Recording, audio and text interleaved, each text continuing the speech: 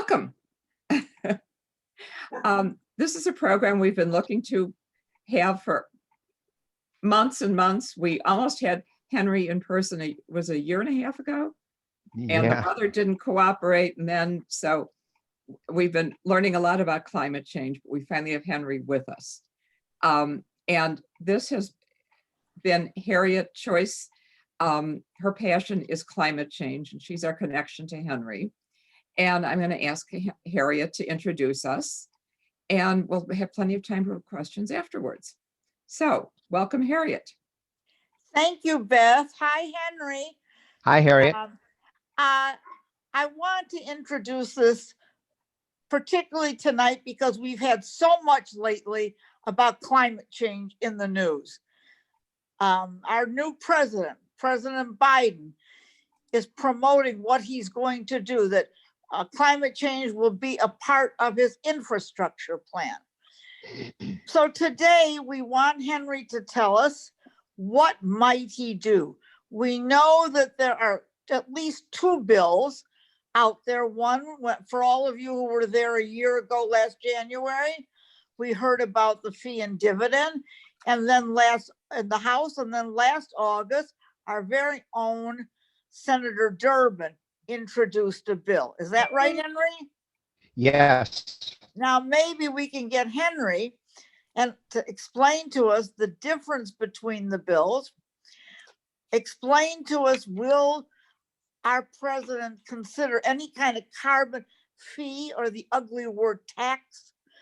We know that he wants to do renewable energy. We hear about the electric cars and the wind and the sun and the solar.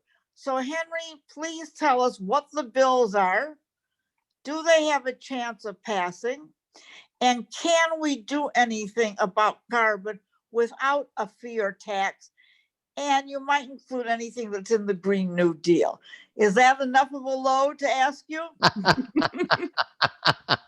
Harry, you never fail to disappoint. And that was one heck of an introduction and a lot to unpack in that question there, but I got it. And thank you very much for that, Harriet, and for the introduction. And everyone, it's a pleasure to be here and pleasure to join you. Again, I'm Henry Moss from Citizens Climate Lobby, and we will do our very best to give you some of the basics of climate change, what Citizens Climate Lobby is doing about it, maybe what you can do about it. And so we'll cover the basics. We'll take a look at the urgency of climate change, look at a couple of the policies that Harriet had mentioned, and talk about how all of us can be part of the solution. So I thought before we get started, and Harriet has really led the charge here, to get a couple of burning questions that you have, and I'm going to write those down. I'll do my best to cover them in the presentation, and if I don't cover them in the presentation, we'll get them in Q&A. But Harriet, since you started trouble here with a lot of questions, if you would streamline it down to your favorite burning question, I'm going to write that down. What's your favorite question there you want me to try to answer? We have two major bills. Can you tell us what they are and what is the difference? All right, you got that. Beth, we've been talking for a year. Do you have a burning question? I think that covers it. That one of the main gist as we get into advocacy, and I think that covers it. What I didn't do before was to give a little introduction about you and how you got involved in it, in Citizens Climate Lobby, with your background. But if you want to do 2 or 3 sentences. Well, it's whatever you want to do. You lead it. Okay, well, you've been part of the Citizens Climate Lobby for how many years? More than I want to admit, about 8.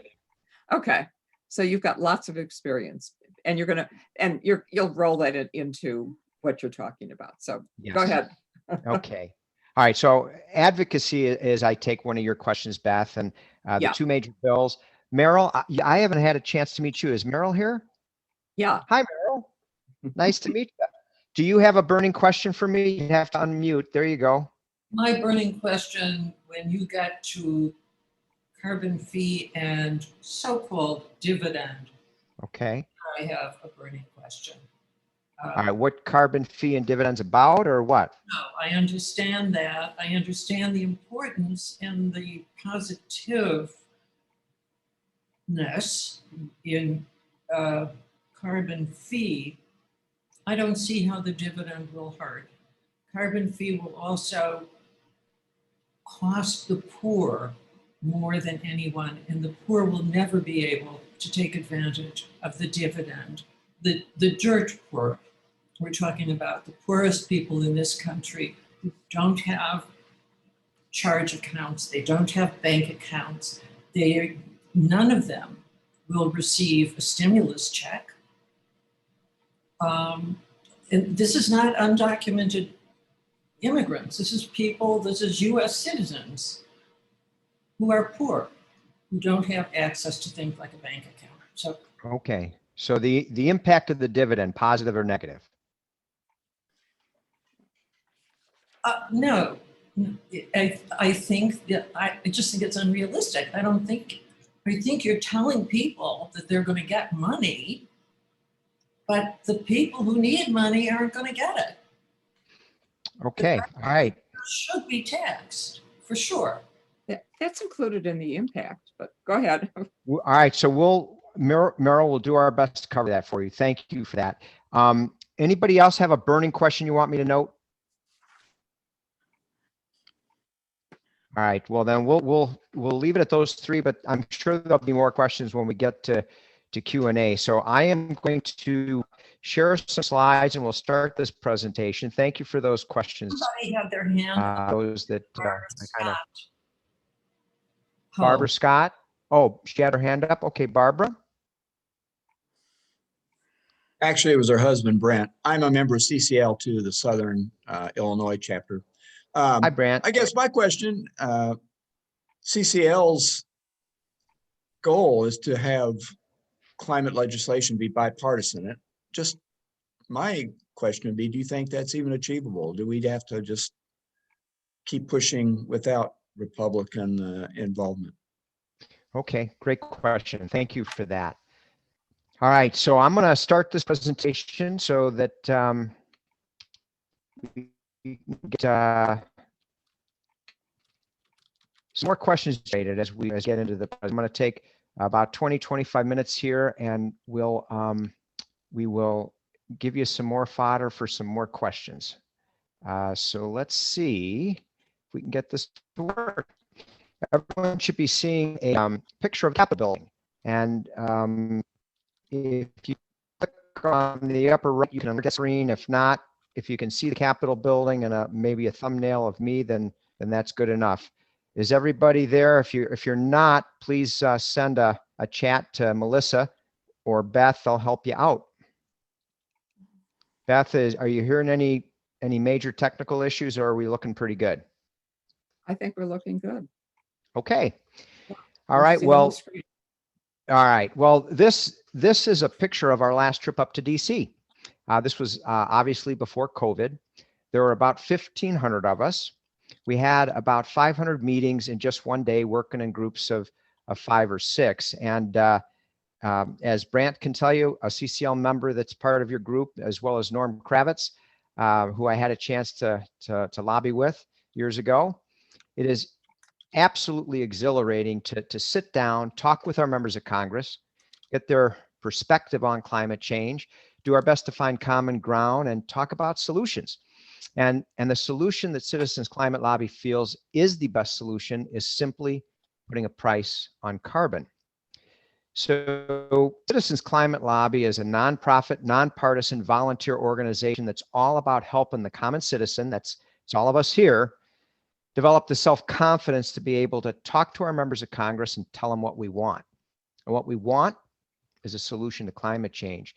And again, Citizens Climate Lobby feels the best solution is to simply put a price on carbon. So I've mentioned this price on carbon several times. What is it? It is really elegant in its simplicity, because all it is just what I said, putting a price on carbon. except it's a slowly rising fee on fossil fuels. So what happens? Fossil fuels, coal, oil, and gas will become increasingly more expensive and less attractive.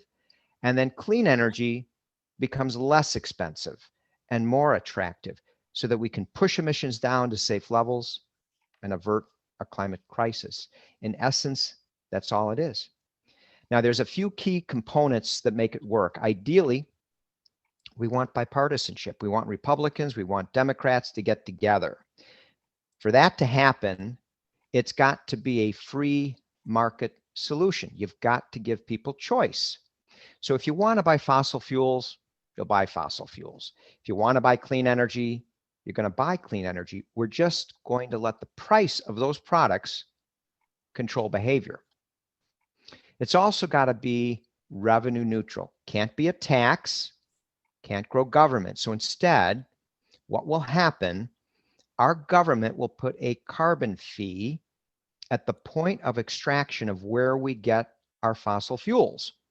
So that's a fancy way of saying, if Exxon is pumping oil out of a wellhead, there will be a carbon fee that will be placed on that oil that represents the cost of the environmental damage that happens when you burn that fossil fuel, putting way too much carbon dioxide in the atmosphere, triggering all sorts of very, very expensive extreme weather events.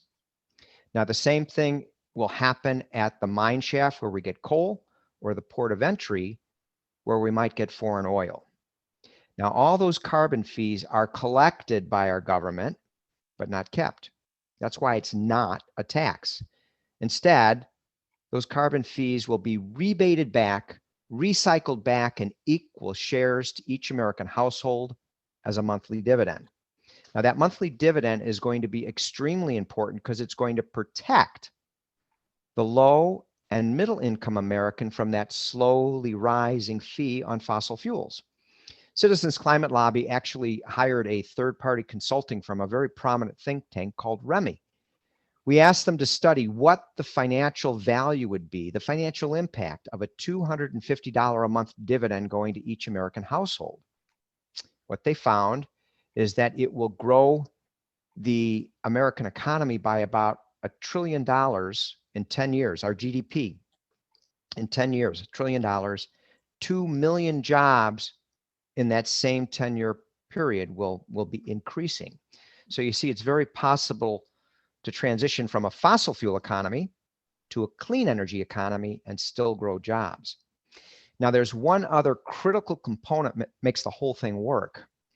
And the easiest way to explain it is, if we have a foreign country that is still on fossil fuel and produces products with dirty fossil fuels, cheap, dirty fossil fuels, and tries to send us their products, exporting them to us, we will put a carbon fee border tax on those products, which will make those products non-competitive.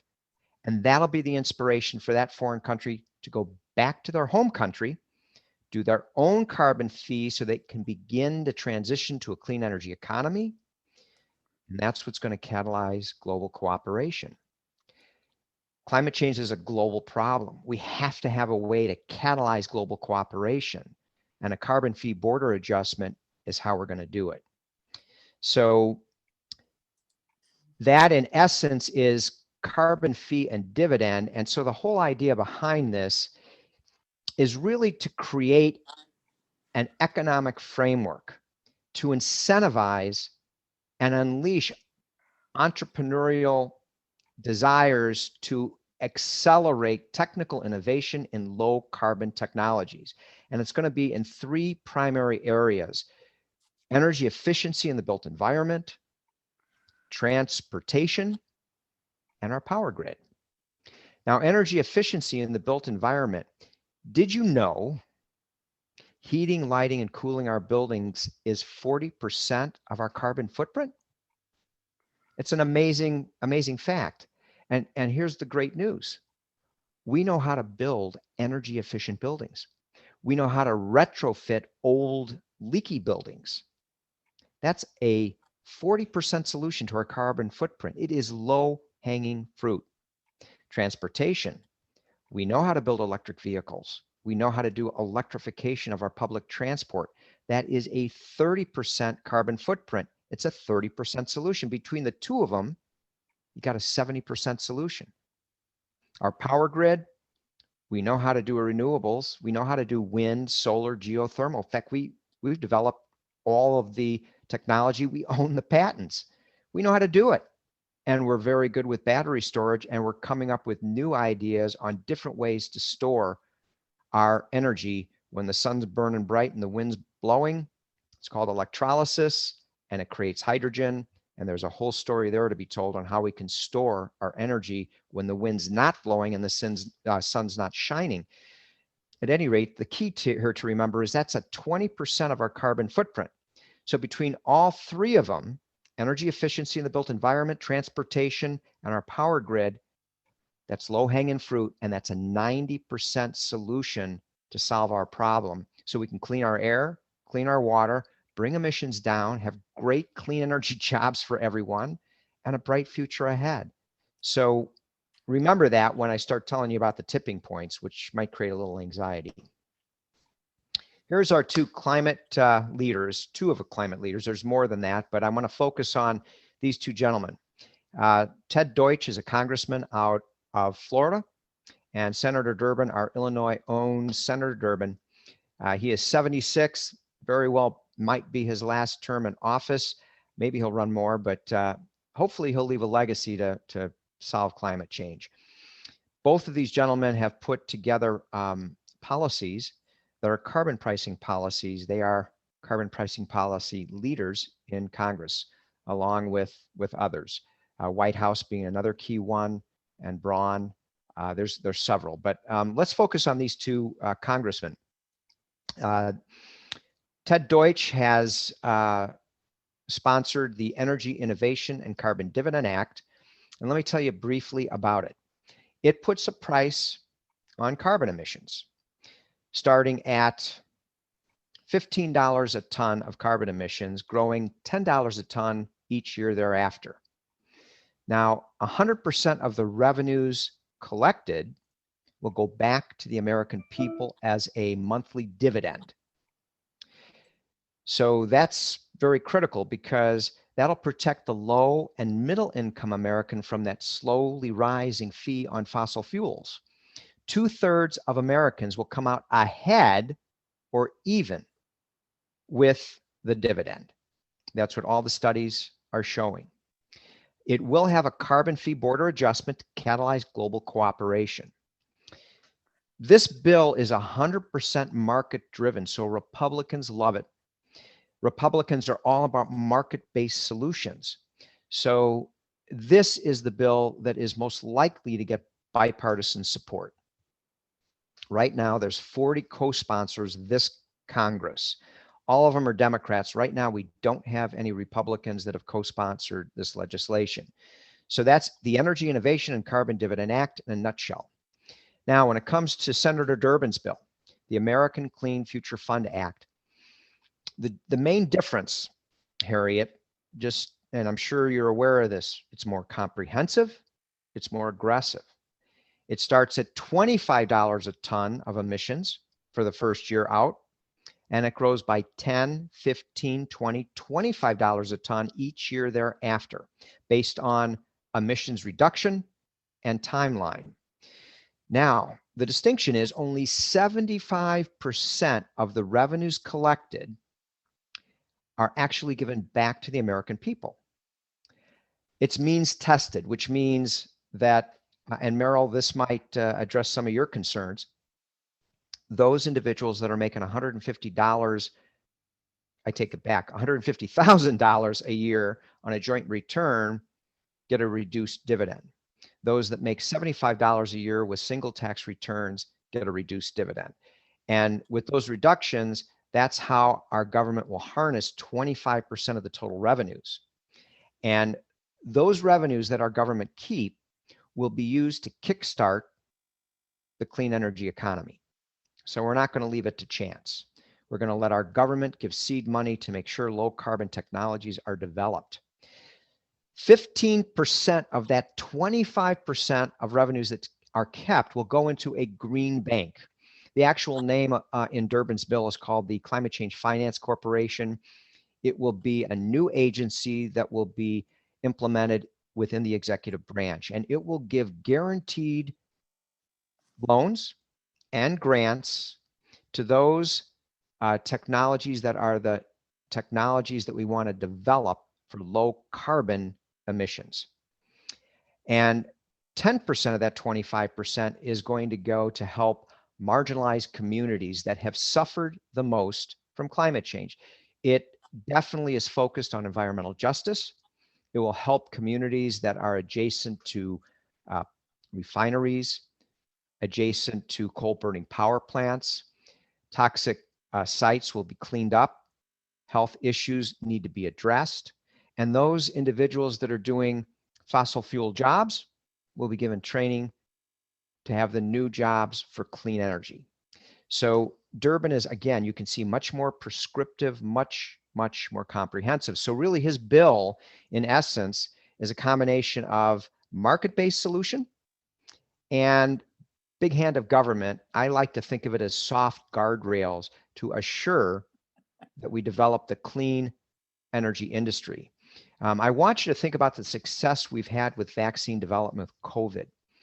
That started from our government providing seed funding to the National Institute of Health. And from those funds, we developed our vaccine for COVID, that life-saving vaccine that hopefully we all have on board in our bodies right now, protecting all of us. So we can do the same thing with government research dollars and funding and support for developing the low carbon technologies that we need urgently. We need them as soon as possible. So those are the two bills. Those are some of the primary differences. I want to highlight this because I find this picture extremely exciting. This is a picture of the latest, greatest solar power utility plant built in just outside of Las Vegas. This happened about 3 or 4 years ago. It's called Crescent Dune, and the technology is fascinating. You have thousands of mirrors that surround this receiving tower, beaming all the sun's energy and light to the top of the tower, which is transferred down the tower to a huge insulated tank that has potassium salts in there, as well as sodium salts in there, that become so hot they mimic lava, which boils water, pushes steam to drive a generator 24/7.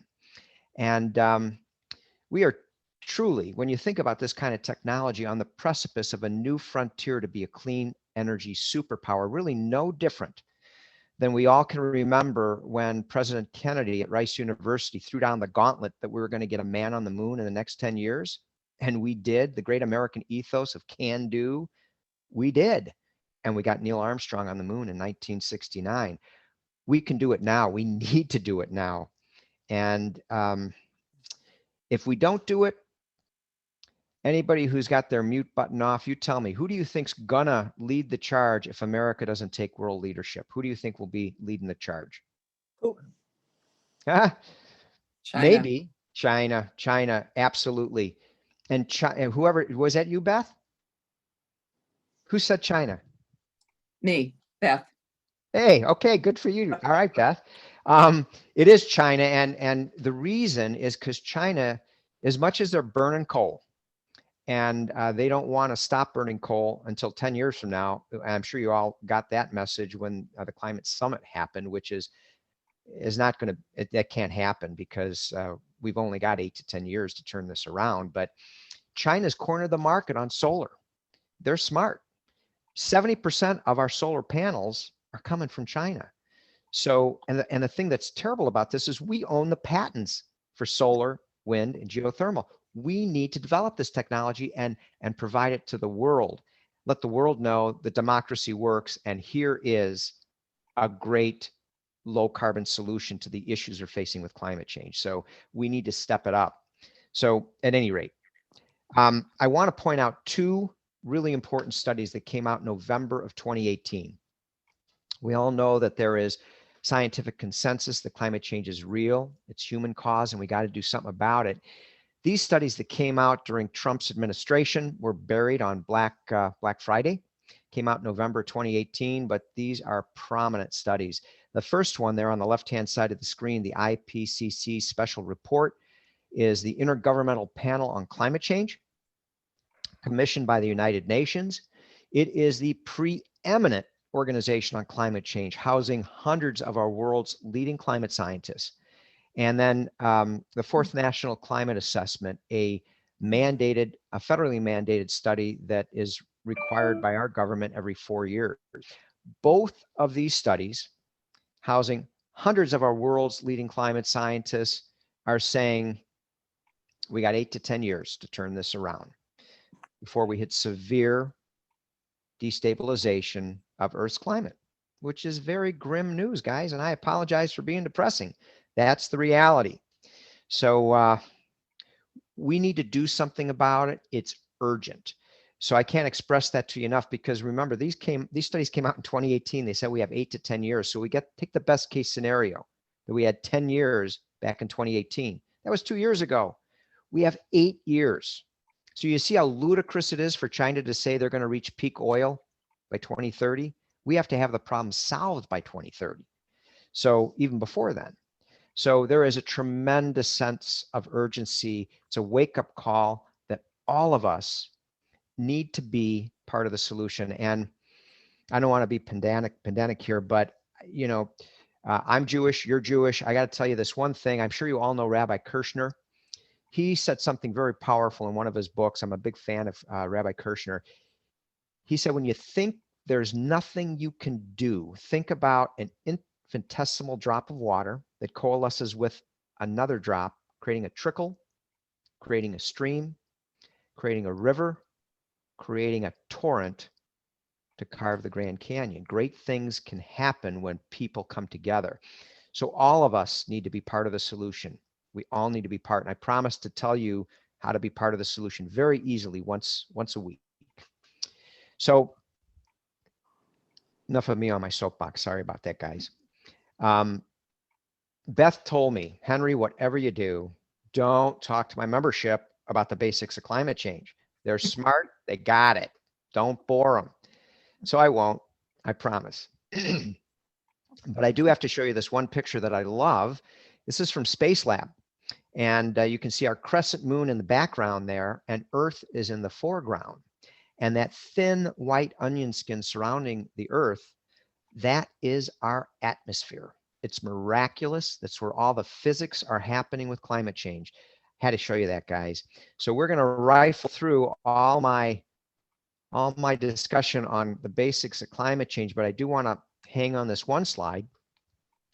I want to emphasize that since the Industrial Revolution of the 1880s, we have burned a lot of coal, oil, and gas, putting way too much carbon dioxide in the atmosphere. Actually, 43% more carbon dioxide in our atmosphere now, today, than we had before the Industrial Revolution of the 1880s. So I want you to image a polka dotted blue blanket surrounding the Earth of carbon dioxide, holding in way too much heat, triggering all sorts of extreme weather events. So since the Industrial Revolution, we have had a very consistent 280 parts per million concentration of carbon dioxide in our atmosphere since the Industrial Revolution, and 50 million years before that, discovered through ice cores. And we can get into that discussion later. Fascinating science. But the main thing to remember is from the Industrial Revolution, our concentration of CO2 has grown from 280 parts per million to 415 parts per million, raising the average global temperature 1.8 degrees Fahrenheit. So why would the scientists care about 1.8 degree Fahrenheit? We've got this massive planet. How could 1.8 degrees Fahrenheit possibly hurt our beautiful massive Earth? I'm going to give you a little context, and maybe you know the answer, but I'm going to emphasize this. The last ice age that we had put us into miles high ice in the North American continent for 50,000 years happened from just a 5-degree drop in average global temperature. So it takes a very little change in our average global temperature to have a profound effect on our global climate. So the scientists care about that tiny little 1.8 degree Fahrenheit rise in average global temperature because it's triggering all sorts of extreme weather events. I am sure with the 16 people on this call that there are some skeptics that might be thinking, nah, we've always had extreme weather. We've always had wildfires, droughts, and hurricanes. And I would agree with you. You are absolutely right. We've always had extreme weather. But I'm not talking about extreme weather. I'm talking about historically unprecedented extreme weather, weather that has never happened before. And I realize we're skeptical maybe in the Midwest because we're actually insulated from the very worst effects of climate change. We don't see sea level rise they have in Miami every year, do we? Or the 5 or 6 years of drought that California had, or Typhoon Haiyan that happened in the Philippines, 220-mile-per-hour winds that ripped through that country and killed 10,000 people. Destroyed 1 million homes and put 4 million environmental refugees in the street. We don't see that in Chicago. So it's easy to become, not happening in my backyard. Doesn't apply to me. Oh, but it does. Historically unprecedented extreme weather may not be happening in Chicago, but it's happening all around the world. If you start connecting the dots, historically unprecedented extreme weather, it's the early warning sign of severe destabilization of Earth's climate. Do you know what this picture is? Anybody know? Shout it out. It's the aftermath of what?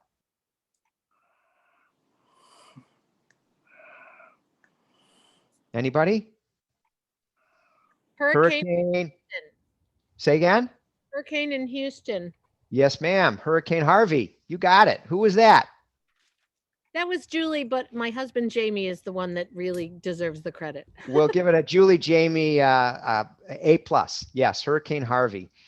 And they got 52 inches of rain dumped on Houston in 48 hours. It never happened before. Never happened. Historically unprecedented.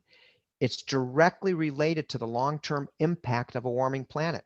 Where do you think the 1.8 degree Fahrenheit, or if you think in centigrade, the 1.2, 1.5 degrees centigrade is being held on Earth? Where is it being stored? The sky. No. Another guess. The oceans. Yes, who said that? Kathy. Kathy. Wow, we got some climate aficionados here. I love it. Yes, it's stored in our oceans, a great thermal sink, right? That's where that 1.8 degree is stored. Hurricanes are naturally spawned from warmer ocean waters, but our ocean waters now are warmer and they go deeper.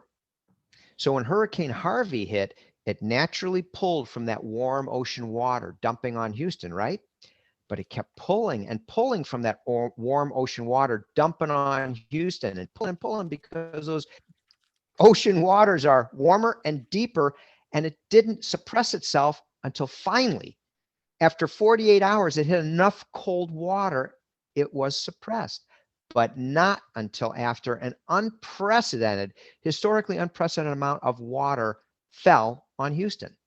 It's directly related to the long-term impact of a warming planet. The oceans have warmed over time. It's not a cycle. It's not weather. It's long-term warming of our planet. That's climate change. So we are truly in a race, everyone, to stop the burning of fossil fuels. You heard it over the last 2 days last week with the climate summit. We want to stop the burning of fossil fuels. I always put everything in Fahrenheit, so I hope I'm not causing confusion to what you've been hearing on the news. We definitely don't want to get from 1.5 degrees centigrade to 2 degrees centigrade. I think of it in Fahrenheit, 1.8 degree Fahrenheit to 2.7 degree Fahrenheit, because when we hit 2.7 degree Fahrenheit, we're going to hit tipping points to severe destabilization. So Beth said to me, Henry, I want you to cover the tipping points. My people don't know about the tipping points, so cover it. So I apologize for the anxiety this can be producing, but you know what? We are at the 11th hour. So it's important that you hear it, and we'll be short and sweet on this. First tipping point, Arctic ice shelf is melting. We've lost over 40% of our Arctic ice shelf since 1979. And boy, oh boy, do we need that Arctic ice shelf. It moderates the Earth's temperature. It is a giant air conditioner reflecting the sun's heat back into outer space. But as our Earth is warming, remember that polka dotted blue blanket holding in the heat? Earth is warming. It's melting the Arctic ice shelf. So now we have less of an Arctic ice shelf to reflect back the sun's heat. More will melt. We get even warmer temperatures, more will melt even further. The Arctic ice shelf is less effective at reflecting the sun's heat back. It is a vicious cycle, a terrible chain reaction. The technical term is a positive feedback loop. It amplifies the heat effect on Earth. Remember, amplifies the heat effect on Earth. If we do nothing, our planet will get warmer and warmer and warmer to perhaps becoming uninhabitable. This is the issue. So the next tipping point, the permafrost is melting. Now, permafrost is no big deal. It is just frozen soil that goes thousands of feet deep in the Arctic tundra. It's quite unique because it has tons and tons of prehistoric organic matter locked in it, frozen. But as the Earth is warming and the permafrost is thawing, so is all that prehistoric organic matter that begins to thaw and decompose without oxygen. That process is called anaerobic decomposition, a fancy way to say the stuff is rotten without oxygen, and it off-gasses methane. Methane is an extraordinarily potent global greenhouse gas, 30 times more potent than CO2. Remember that polka dotted blue blanket of carbon dioxide surrounding the Earth, holding in more heat?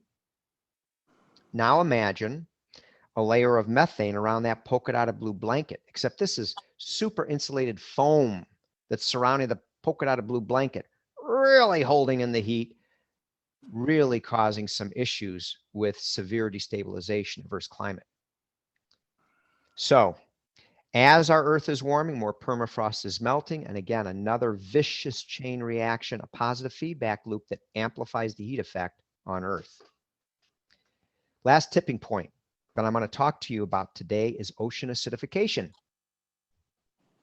With all of that extra carbon dioxide in our atmosphere, part of the natural carbon cycling is carbon dioxide will dissolve in our ocean, but we've got an excessive amount dissolving in the ocean, forming carbonic acid. So ocean acidification is first seen with the loss of our coral reefs. We've lost over 50% of our coral reefs around the world. It is the canary in the mine, including the Great Barrier Reef of Australia. We've lost a tremendous amount of the coral reefs. They're not lush and beautiful colors teeming with life. They're bleached out white and dead. That is an early warning sign, a canary in the mine. The real issue, though, if you can see that little guy on the right-hand side of your screen, does anybody know what that little guy is? Floats in all of the surfaces of our ocean. What is it? I'll see it. Plankton? Yes. Is that you, Beth? Wow, you're scoring big. I owe you a beer. That's good. Yes, phytoplankton. It is an amazing one-cell plant that floats in all of the surfaces of our ocean. It is at the beginning of the ocean food web. Herbivores eat the phytoplankton, carnivores eat the herbivores, and you get the magnification of this miraculous ocean food web of which billions of people around our planet depend. But phytoplankton is sensitive to acidification. If we lose the phytoplankton, we lose our ocean food web potentially, and billions of people around the planet are at risk for the loss of a major food source. But not only that, phytoplankton, believe it or not, is responsible for 70% of our oxygen production on Earth. Oh my. If we lose the phytoplankton, we lose a valuable source of oxygen supply for our planet. The other 30% comes from our rainforest. And if you, as I'm sure you all heard during the climate summit, Bolsonaro said, I'm going to continue to cut it down because I want to make quick profits. Oh, you don't want me to cut it down? Pay me some money.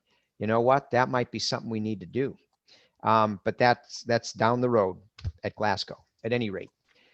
That phytoplankton is extraordinarily important, and that's at risk. So these tipping points, I told you they'd produce anxiety. If you're not familiar with them, they keep me up at night, and they keep me going.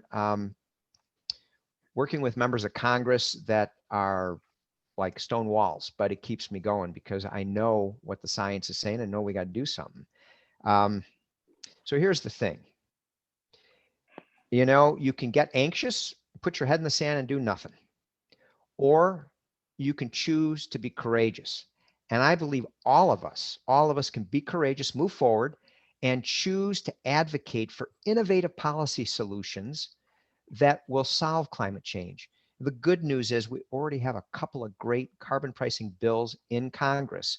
So we need to be courageous. We need to advocate for a carbon pricing solution. And you can advocate for both of them, the American Clean Future Fund Act and the Energy Innovation the Energy Innovation and Carbon Dividend Act.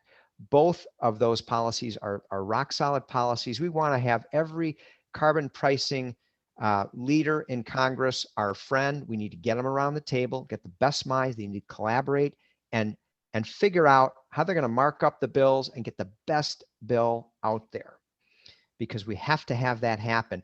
These bills will bring emissions down to safe levels within 8 to 10 years and avert a climate crisis. So we've got to step up and be part of the solution. And I'm going to empower you all. I'm sure you all know about the importance of emailing. Certainly, every time I see Durbin's staffers or Duckworth or my Congressman Schneider here in the Highland Park, Deerfield area, they always want to know, what do my constituents think? They don't do anything without hearing from you. So emails are critical. Calls are critical. So CCL, Citizens Climate Lobby, has a really easy way for you to do it. cclusa.org/write will get you right to Senator Durbin and Duckworth. There's a pre-written message of which I'm busy working with my Vice President of Government Affairs at CCL to change the automated message because it's just all off. It needs to be changed, and I'm working on that. So another week, you'll have a different message, or you can just X out the messages there and write your own. And if you don't want to use CCL's website, don't do it. Just go directly to the member of Congress's website. But this website is a really easy way to do it. Literally, once you do it and populate your information the first time, the second time, it literally takes 30 seconds. I put a calendar reminder in my phone. So once a week, I'm emailing Durbin, Duckworth, and Schneider. And I call them as well. I'm a squeaky wheel. And every time I call, every time I write, a staffer in that office is make a note. And I change my message up or I keep it the same. But that is important. If you aren't the squeaky wheel, we'll not get the grease. So that's one key way. I'm going to mention just a few others and we'll open up for Q&A. Remember, you all can become members like, oh, I forgot, Brandt and Norm Kravitz. Both of those gentlemen are part of your group. They have become members of Citizens Climate Lobby. You can too. You can be clued in on the pulse beat of policy. And when COVID's over, you can go in person and visit your members of Congress. It's a lot of fun. It really is. And it's a great feeling to be with like-minded people. So join CCL. Start your own CCL chapter in your North Chicago Jewish Women's League. You could even start your own chapter, or Norm Kravitz is part of the Chicago North Citizens Climate Lobby membership. You can do that. The other thing is I want to encourage you, if you are not offsetting your carbon footprint for heating, lighting, cooling, or building, your own driving of your car, your airline miles, there's easy ways to offset your own carbon footprint. Carbonfund.org, carbonfund.org. I do it every year. It costs me about $350 to offset my entire carbon footprint. My money goes into reforestation. It goes into wind and solar farms and regenerative agriculture. So those dollars will be used to propel those industries to offset my carbon footprint.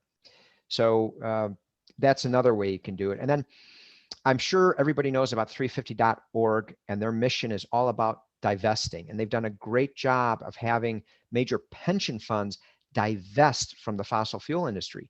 But you can do it personally. I've done it. I used to own an S&P 500 broad-based fund in my retirement account.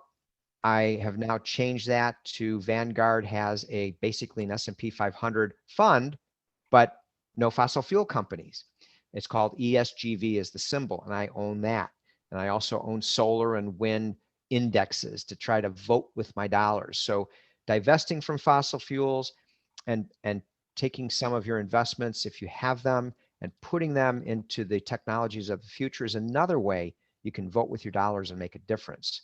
So that's the end of my presentation. I think I might have answered most of the questions, and I think I may have generated a few others. So I'm going to stop sharing my screen and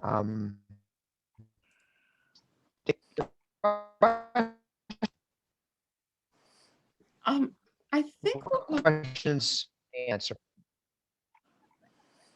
Henry, all of a sudden we can't hear you. I think what we'll do is go back and go through some of the questions. If that's okay, that were Sure. written. Okay, one of the first questions, will everyone receive a dividend? And I think you addressed most of that. Yes, as long Okay. as you're a citizen, you'll receive a dividend. Yes. And Okay. that's in the Energy Innovation and Carbon Dividend Act. That's true. With Durbin's bill, it's means tested. So those people that are wealthier, more well-to-do, not receive the full dividend, and the reduction of that dividend, those monies will go back to our government to be able to kickstart the clean energy economy by providing grants and guaranteed loans to businesses that are developing low carbon technologies and to help marginalized communities that have suffered. So there's distinctions between the bills. There's a little bit of variation, and that's why it's important to support many of the carbon pricing bills, because at the end of the day, we want to get Democratic leadership around the table, hammering out what's going to be the best policy, because we got one chance to do this right, guys. Okay, that's interesting. Okay. So the Durbin bill, the means testing so that richer people will get less dividend back. Return. Yes, Okay. but remember that everybody has a chance to be carbon virtuous. So let's say I have a 3-car garage, 2 Maseratis, and I have an airplane, and I have a 5,000 square foot house.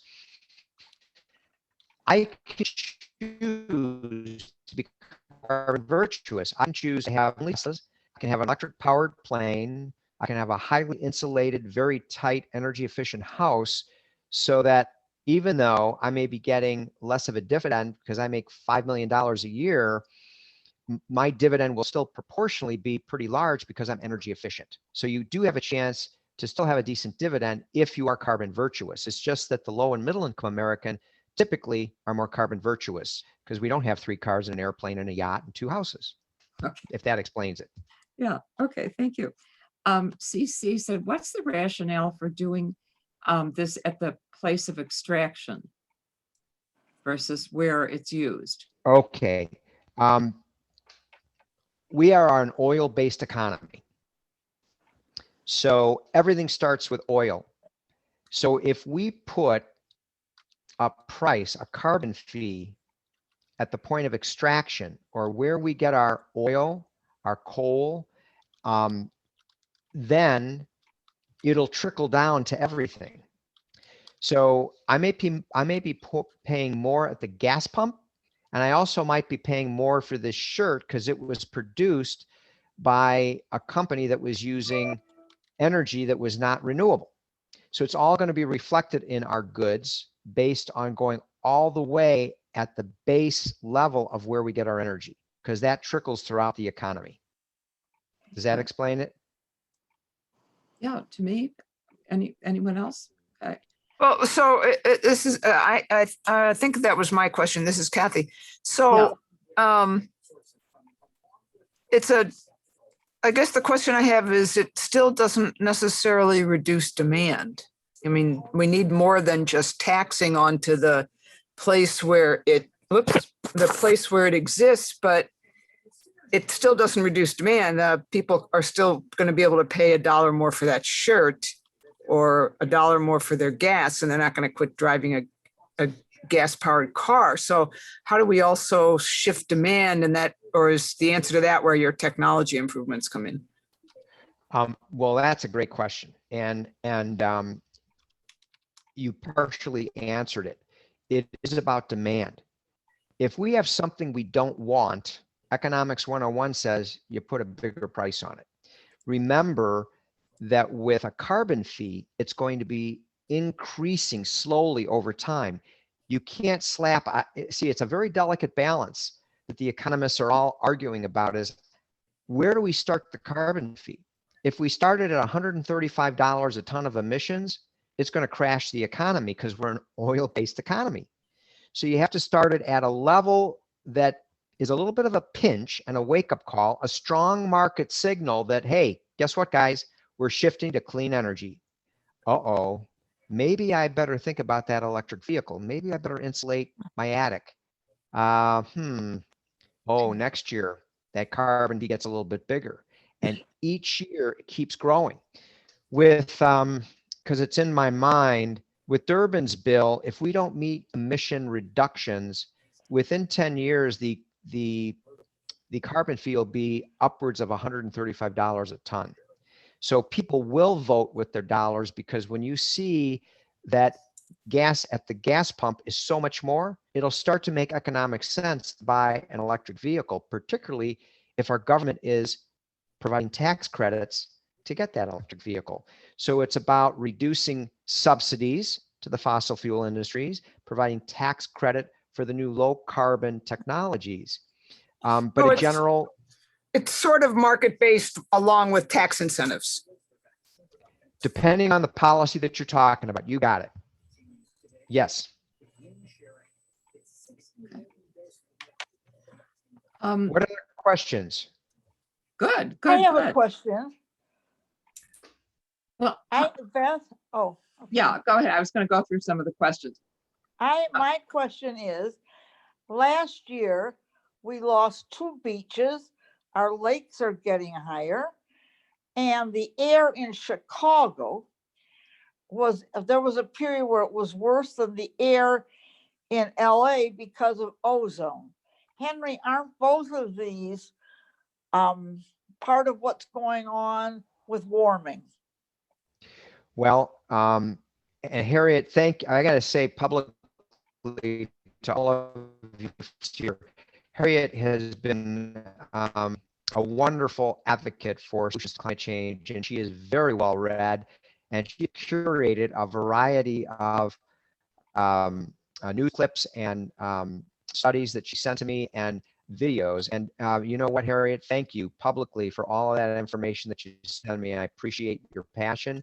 And you know, I want to make one suggestion before I answer your question. That that video that you sent me on Bernie Sanders in committee, you should make that public. I really encourage everybody here, if you have interest in the issue of climate change, it really is just an outstanding video. It's only 20 minutes long and it's just outstanding. So thank you, Harriet. And I encourage you to share that Bernie Sanders video with your crew here.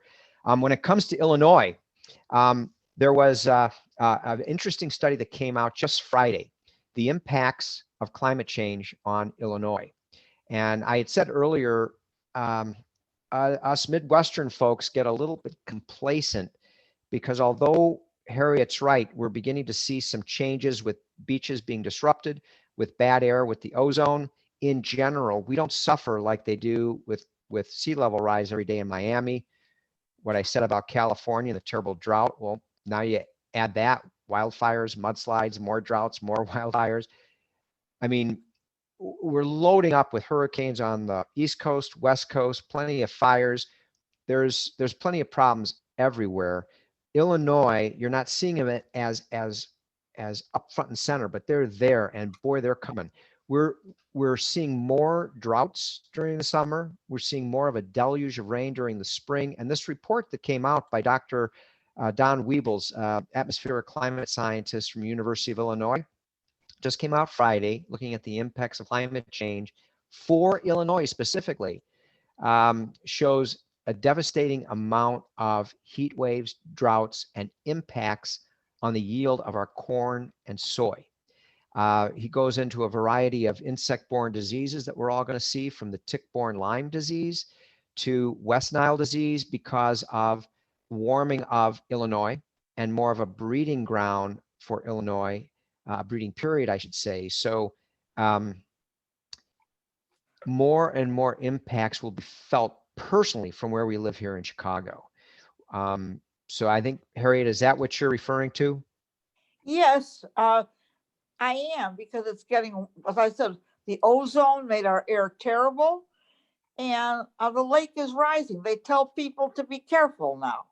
Yes. May not be Florida and the Atlantic, but it's happening here. It is. It's happening everywhere around the world, and it's a matter of connecting the dots. And it's the same argument people may have where they say, hey, how can climate change be a deal? I mean, it's cold here. And how is the planet warming if it's cold here? Well, you got to remember, there's 28,000 instruments measuring temperature put throughout our planet, from the east to the west to the north to the south to the top of the highest mountain to the lowest part of our ocean. You add it all together, and our Earth is warming. Now, that doesn't mean that you can't have a cold place somewhere on our planet and a really hot place, but when you average it all out, without question, our planet is warming. So we just have to connect the dots and see that we've got an issue. We don't want to wait until the tipping points have been reached to say, oh, gee, I guess it is real. Let's do something about it. Because then it's too late, guys. Then we hit these positive feedback loops, and the worst fears of our scientific community will be realized. And then trying to pull out of it will be extremely expensive, very difficult, and dicey whether we can stop a positive feedback loop that can really pull us down and create a tremendous loss of life. So I won't go any more negative than that, but yeah, we all got to get busy, and I think we can do that. Henry, are we writing to the president now? Is there any kind of campaign? Yes, a lot of what's been going on with carbon pricing these days, and with the infrastructure plan, a lot of climate solution policies being tucked into the infrastructure plan. But there's real concern that the Biden administration won't put a carbon price. And at the end of the day, if you don't price what you don't want, you can't minimize it. And so for political reasons, I think Biden is hesitant to put a price on carbon and get that into policy as an enduring piece of legislation, that if we get a Republican, our next presidency, it can't be torn down because it's locked in policy. I don't know what's going to happen, but we're advocating for President Biden to put a price on carbon. So I can share a postcarding effort where we're asking President Biden to please put a price on carbon. And I can only say this: if you want to participate, I'll send it to Beth, Harriet, and then they can bring it out to you. You can put a picture of yourself doing whatever at the beach, or just you and your family that you care about our climate, and you want President Biden to please put a price on carbon. It goes right to the White House, to President Biden. I'll say this: good chance this infrastructure plan, God willing, will get through. And it might be pieced off some for the Republicans so they get their win. And then maybe budget reconciliation will take care of the rest of it. I don't know. But within that budget reconciliation, I am very hopeful that there'll be a carbon price within that budget reconciliation. And even though Biden might be hesitant, you got to remember, you got Janet Yellen, Treasury Secretary, who is advocating for carbon pricing, and Gina McCarthy, the head guru on climate, who's just a wonderful human being. She's all about carbon price. So I got a feeling, Biden said in one of his speeches, timing is everything. Great presidents are all about timing. He's timing it. He's playing the game. And I hope carbon pricing can be a part of it, but we got to remind him. So the postcarding effort, asking Biden, specifically reaching out to him to put a price on carbon will certainly help. So I'll send that information to Beth and Harriet. And then you guys, if you want to do that, that's another way that you can advocate. Let me go on here. Yes, I will send in information with these lists and the CCL USA to the people who've attended this. We will also mention the postcard in our next week's Take Action Today weekly bulletin that goes out. So we'll have a lot of time to do this. Wonderful. I've got a few more questions, and then several of them are yours, Merle. So can I go ahead here and I'll get to you. Merle's final written question is, I believe we have more than one chance to do this right. So I want to say, yes, Merle, you're right. That's absolutely right that we have one chance to do it right. One of her, and then Henry, you'll also include bill numbers. Merle says, when can we expect a nationwide distribution system for solar or wind-based power? Well, when can we expect a nationwide? That is a process that will take time. We have to transition away from fossil fuel to clean energy. That means we need to strip the subsidies to the fossil fuel industry, number one, provide tax credits for solar, wind, and geothermal. And we need to provide government funding to develop the low carbon technologies that will not only develop solar and wind, but be able to effectively store it and keep the green premium to a minimum or none at all. So it actually becomes less expensive than what we're all currently paying. So we're able to appeal to the American people through their wallets. So many of the American people don't really. Go ahead.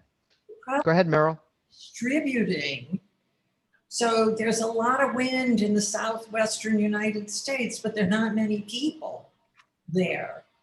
It's people up north who need the energy that can be produced by solar and by wind. It's not just in the localities where they have those benefits. So right. To build a grid, to build a distribution grid is going to be incredibly expensive. And, people talk about, so if the guys in the coal mines don't have jobs and the guys at the oil derricks don't have jobs, we have to train them to do these other things.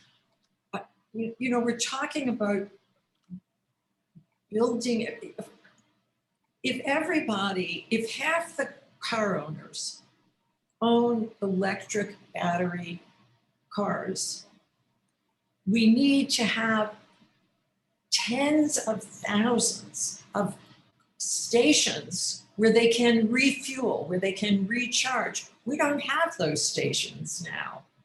On our highways, we still have ESSO and Standard and Mobile and God, I don't even know the names of them. So why isn't that talked about? We know our bridges are aging, our highways are aging, but we want to accommodate. We need to start building now. The government needs more money. I agree with you, Meryl, that it is a monumental task, and we do need to have a new smart power grid, and it's going to be a monumental effort. We need to mobilize like we did in World War II. We need to mobilize like we did with the race to the moon. And I mentioned the great American ethos of can-do spirit. We can do it. We need to fund it. We need to strip away the subsidies for the fossil fuel industry are $70 billion a year. Okay. If we took away the subsidies, you would not be paying $3 at the gas pump. You'd be paying more like $15 or $20 per gallon at the gas pump. So those subsidies are going to slowly be stripped away. There'll be more funding to develop charging stations for our electric vehicles. There'll be more funding to develop the smart power grid so that we can actually transfer power from the Sun Belt out to the east. There is all sorts of new technologies, from generating electricity through wave technology, wave kinetics, industrial waste heat to energy. There are many brilliant technologies that we need to develop. So that will help us get everything fired up. It will take time. It'll take a concentrated effort, and it takes a president like President Biden to use his bully pulpit to say it's urgent, we got to do it, and we got to do it now, and then work with a divided Congress to get the job done. And using budget reconciliation, to an earlier question, do you ever think we're going to get bipartisanship? Harriet, I think that was you. Idealistically, yes, I'd love it. Realistically, considering that I don't know how many Republicans was it that would not certify the election, and they're still talking about that. Yeah. The Democrats were worried about Republicans carrying arms into the Congress, and they had to have them go through metal detection tests. I mean, I don't think, with the polarization that we have, we're going to get bipartisanship, but we can do omnibus bills, big bills, with climate change tucked in. And I think budget reconciliation, if everything works out, we can get a carbon pricing piece through budget reconciliation. And budget reconciliation allows a 10-year commitment. So if a Republican gets in office, it won't be stripped away. It can't be, because it's enduring law. So I don't know. I flunked crystal ball, guys. I can't tell you what's going to happen. I only know that we want to get our carbon pricing leaders from Congress, Durbin, Deutsch, White House, Braun, Coons, all talking. So it's important for us to support them, thank them, appreciate their carbon pricing bills. Let them get in the room. Let's sit down and talk and hone the best carbon pricing bill and make sure that that goes through budget reconciliation. Then, Merle, it's going to take time to build that smart power grid, the charging stations, to convert our public transport to electrification. It's a monumental effort. We've got to start. And that's what we did in World War II after Pearl Harbor.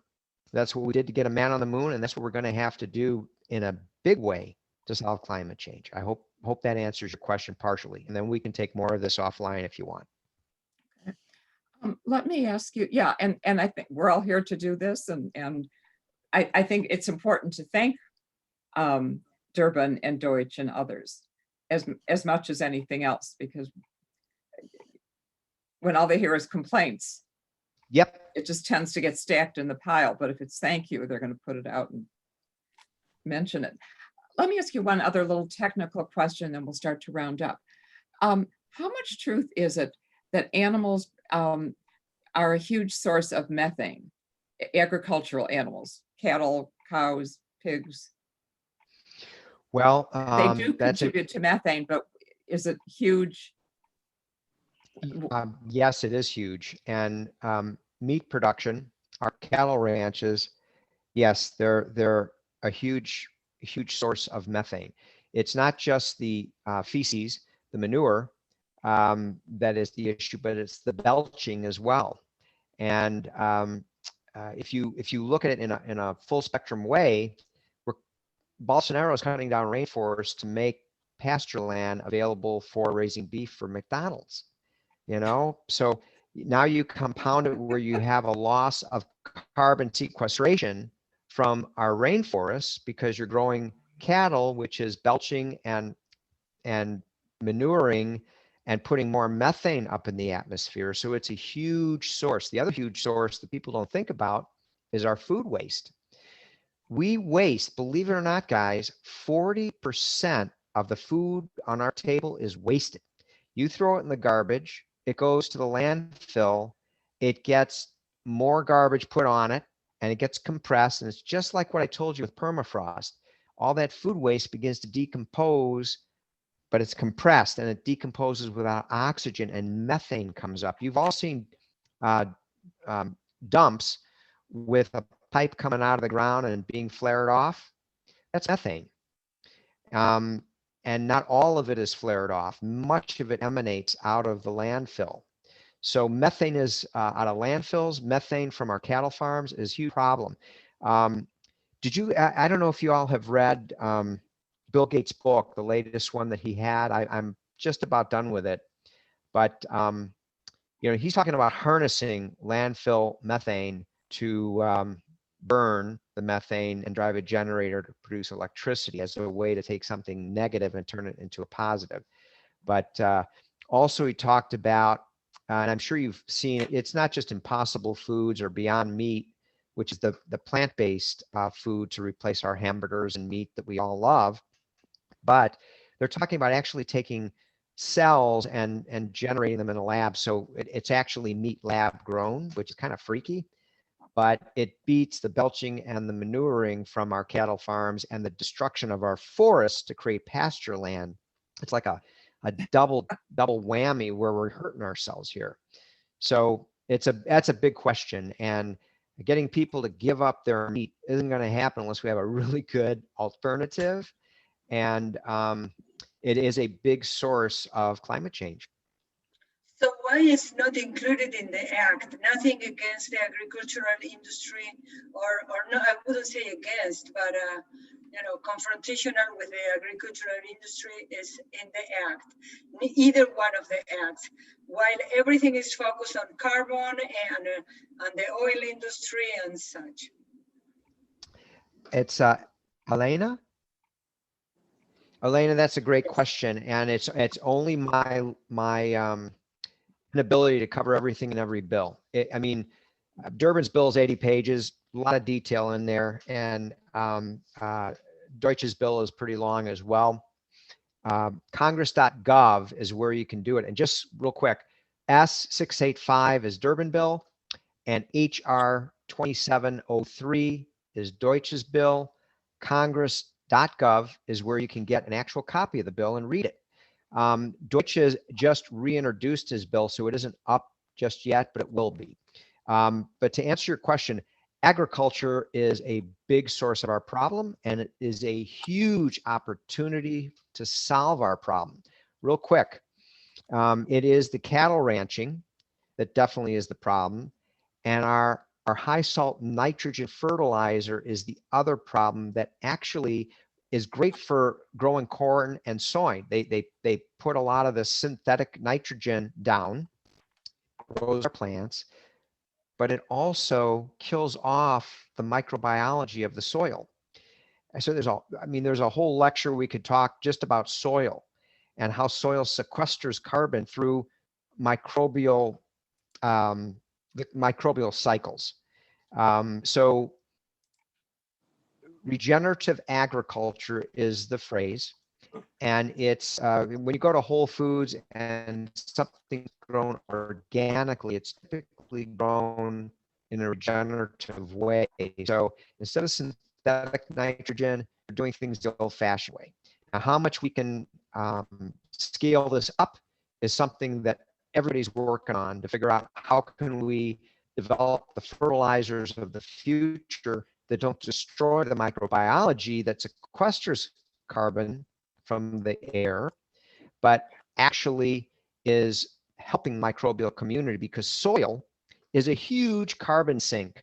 We can sequester carbon in our soils if we have an abundant microbiology within the soil that naturally occurs. But our farmlands, the commercial farmlands, have killed off that microbiology. So there's huge pieces in both bills about regenerative agriculture. And there's incentives to develop alternative meat production. So there's huge pieces of that in both of the bills. I hope that answers it, Elena. Thank you. Thank you. Yeah, thank you. And Paula Walrich just said that she lives in DuPage County, and one of the forest preserves is Green Valley Forest Preserve, which used to be a dump. Now they use the methane to power all the forest preserve vehicles. And I believe about 1,800 homes worth of power. So thank you, Paula. Yeah, that's a great use of methane. And it's really interesting. As a side note, guys, they've talked about using methane for years as a green they call it renewable natural gas, RNG. You've all seen the dump trucks that say, we use natural gas, we're great, lower carbon emissions. I'm going, okay, how about renewable natural gas, which is methane? So they can do it, but the natural gas industry fought like heck and lobbied like heck to say, cytocaines from the natural methane will wreck our pipes. Therefore, you can't use it, you can't distribute it because you're going to destroy our pipes. So there's a lot of politics involved in making change because people that are making money want to keep the status quo. So it's going to take all of us being squeaky wheels to make the difference. Henry, thank you so much. You're welcome. I'm going to put, yes, send out a summary to everyone, including the bill numbers, and I'll double check with you the places to write. I had them down, and we'll include that, and we'll include it in our newsletters. That's So- wonderful. And it's wonderful. And Beth and Harriet and Meryl, the three women that I've been most in touch with, I will send you information because I talk with Durbin staffers quite often, and I often have different customized letters that I send to the Durbin office specifically. Same with Congressman Schneider, and I'll send those letters to you so you get some ideas. Maybe you can publish that to the group. Okay, And maybe that will be an easy copy and paste for them to send directly. super. Guys, I can't stress enough that the solution to climate change at the end of the day, it falls on all of us. It really does. In any great social movement, whatever it is, it was always about the common citizen being out in the streets, making the calls, doing the emails. It's always about grassroots, boots on the ground, people like us making the difference. And if you look at it, whether it's end of slavery, civil rights, women's rights, gay rights, nuclear disarmament, end of the Vietnam War, and recently police reform, right? Equal justice. It's all about common folk like us making the difference, being the squeaky wheel. So Harriet has talked very glowingly about all of the members here being very strong-willed and very much into advocacy. So I will be happy to continue our conversation and be as much help to you as you care to have. And I love your passion, and thank you for hearing a third lecture or a presentation, I'll say, on climate change. You guys rock. Thank you so much. And All right. thank you. Yeah, this is terrific. And they, our next month program will be about the omnibus bill and emphasizing how we can help with Black maternal health. So a little plug there for it. Wonderful. So thank you. Thank you. You're welcome. Thank you so And- much. This was excellent. Good. Yeah. Glad you liked it. Yeah. Wonderful. Thank you, Henry, though I sounded very contrarian. I am a big supporter, and you gave us a lot of fuel in a very Yeah. brief presentation. Thank you. Well, Meryl, I love your questions, and it's good to be questioning and putting my feet to the fire. And you can do that anytime. And if I can't come up with an answer, I'll do my best to find you one. How's that? Perfect. Thank Okay. you. Terrific. All right. Thank you so much. Good All right, night. guys. Good night, everyone. Good Good night. night. Take care, Night. everyone. Oh my God. Oh my